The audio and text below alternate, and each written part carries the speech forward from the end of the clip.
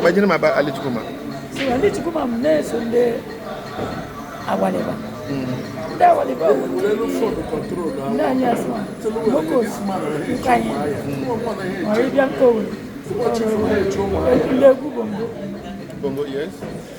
So we don't know. If I know it, they modified Bongo. Then, that you must go, yeah. Be a celebration. Then money was what I do, but one of them. I'm seeing Uncle Ron. Other to go. I'm not your best. And before, this was before your. I'm an uncle, so they got a secret. Yeah. Or some bigger yard. So I did to come out, got the Ezekiel, and myself. Yourself as three backers. Three back, because if you have backups, yep. Augustine, how will get backup? St. Augustine wasn't a backup. Backup, but all the hornmen are back there. Okay. The hornmen are back there.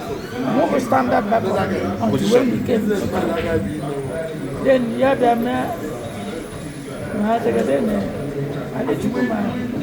There was a misunderstanding. Calling when your money got in. So I didn't say I didn't catch us at the banner. I know I saw the baby. You have to come. Let your go near. I want to go. Iri. Video men are doing on their son. I need to come out here. Tidbits.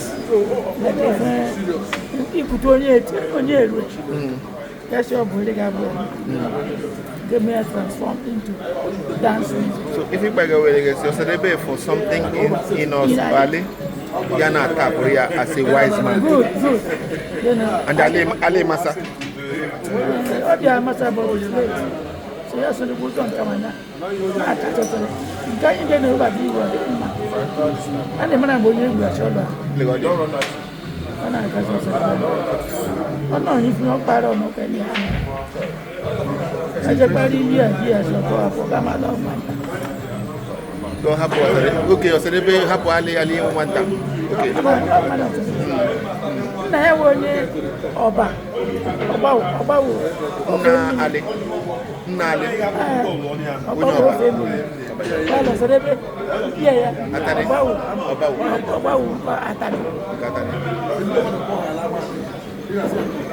So the biggest person out of Osadebe won you.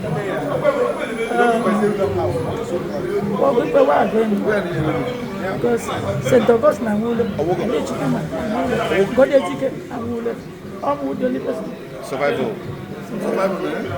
And there was a debate, through a debate.